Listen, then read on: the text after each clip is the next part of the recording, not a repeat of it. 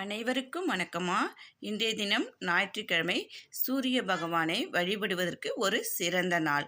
இந்த நாளில் இந்த பொருளெல்லாம் நம்ம தானமாக கொடுத்தோம்னா, அதாவது வேலை கிடைக்கணும், அரசாங்க வேலை கிடைக்கணும், நல்ல வேலை கிடைக்கணும் அப்படின்னு நினைக்கிறவங்க இந்த பொருளெல்லாம் தானமாக கொடுங்க.